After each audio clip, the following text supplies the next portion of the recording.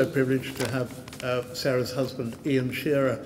Iain Shearer is the son-in-law of Reg, and in line with that, of course, he developed Hartsmere House here, home of Barclays. You see how everything interconnects. They're all in it, this lot. They're all in it together. Then he goes and develops Excel, which is the biggest development of all time ever, and really moving in a great way to success. Now they're developing in Penzance, Greece, Africa. The whole world is theirs. Anyway, Iain Shearer.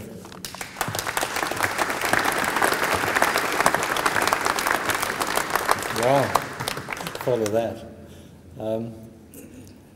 I was told this morning, note the verb, by my wife, to spend 5 minutes just saying something about Reg the man, not Reg Mr. Docklands, but Reg the father, the grandfather, the father-in-law. So in no particular order, I'd like just to tell you a few things that you probably have never heard about Reg. He was born in the Forest of Dean, very modest upbringing in a one-up, one-down. But he was never going to be a practical man. His parents were absolutely obsessed with the fact he would never work with his hands. So certainly until 10, he didn't have a haircut. He had wild wrinkles. And in fact, it lasted throughout his life. He couldn't change a light bulb. And I think in some ways that made Reg what he was, because he could inspire other people to change the light bulb. He played tennis when he was a child. He knocked a tennis ball across the road. He had to stop every time the horse and cart went by. He ended up at Junior Wimbledon, and that's Reg. He gets a passion, and there is absolutely no limit to it. The war came along and he went into the RAF. He was still quite young, so he was shot at. But he did mix with people who were going to go to university. They said to Reg, "Why aren't you going to university? You haven't thought of it." It wasn't for a young lad from the Forest of Dean, that wasn't something that one did. So he went to Manchester. He did 2 degrees. He did history and history of art. Again, in typical Reg fashion, his dissertation was on a famous Italian painting. He thought it was huge. He had never seen it. It was that size. Sorry, that size.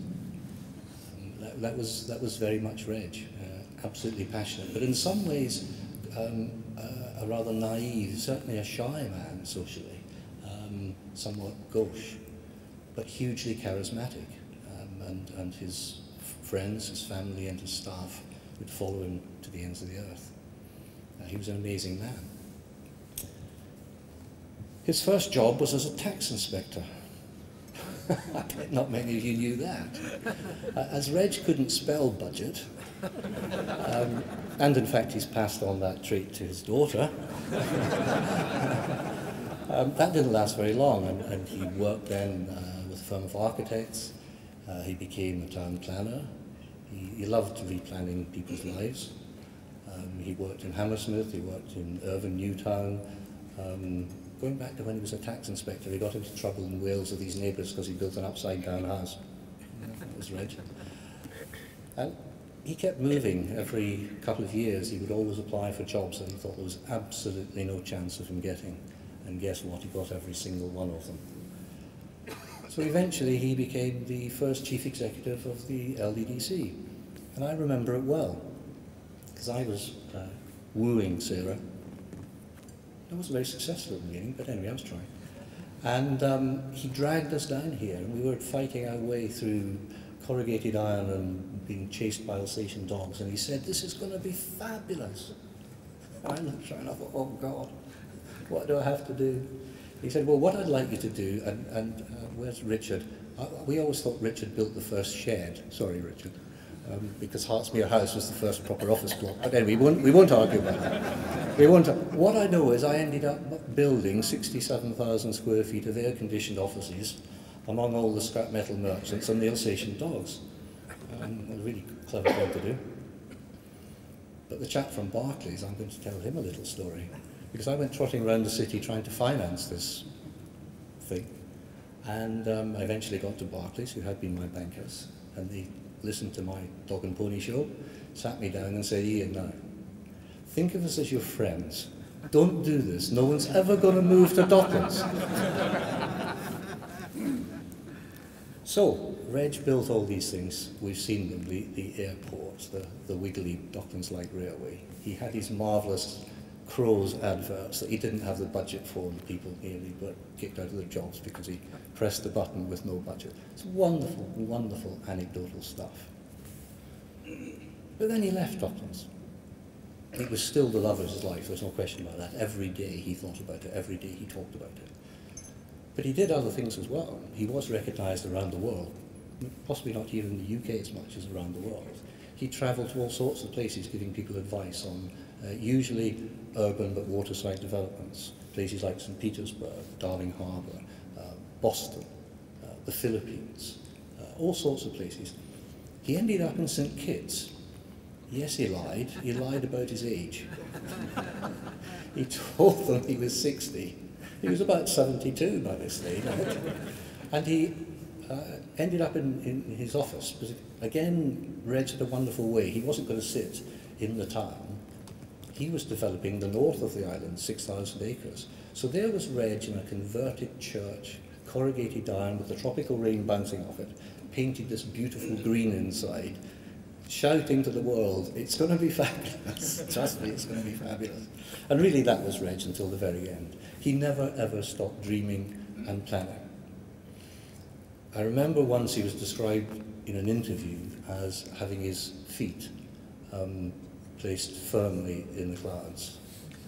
Well, his last project that he talked about, Sarah mentioned it, was the thought of the centre of gravity of London moving eastwards, even further than here. He talked to Michael Heseltine about it. He was saying to him, how do you fancy Eastminster rather than Westminster? That was his dream. So his feet are still planted firmly in the clouds, and I've no doubt that he's watching over us saying, come on, it'll be fabulous.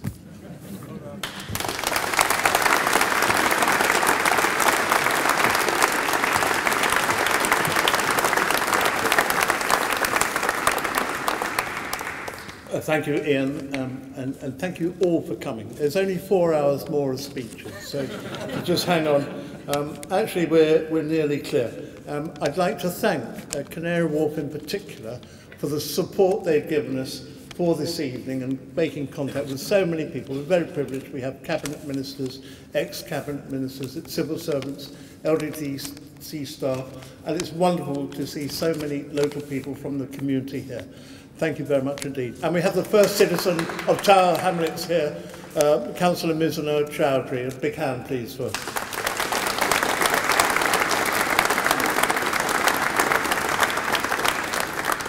a bit of housekeeping. We have half an hour or so to go here, but then those of us who've still got limbs and character and stamina, like in the old days, you included, Andy Fletcher, we're going over to the Ledger building to continue the moment and continue reminiscing. So everyone is invited over to the Ledger building. Wetherspoon's there, who are also opening a room called the Ward Room. It's very appropriate, the Reg Ward Room. And we're going to enjoy ourselves a bit further there. So all of you who can, do please come there. So a big thank you to all those people who made this evening possible. First, thank you very much indeed. And the second thing is, the most important thing, Reg was a legend, as we've heard tonight, and we know it in our hearts, and all you who've come here recognise that. When I first heard about Reg's demise from Stuart, he used a word which I then heard many times afterwards. He said, Reg was my hero. The moment he said that, I concurred. I said, yes, he was my hero too. And the funny thing was that over the next few weeks, when we all reconnected with each other, the most common word I heard was a hero. So I would like to propose a toast to Reg Ward, our hero. And family, thank you so much. Family, and to the family for coming tonight. Thank you very much indeed. Thank you, everybody.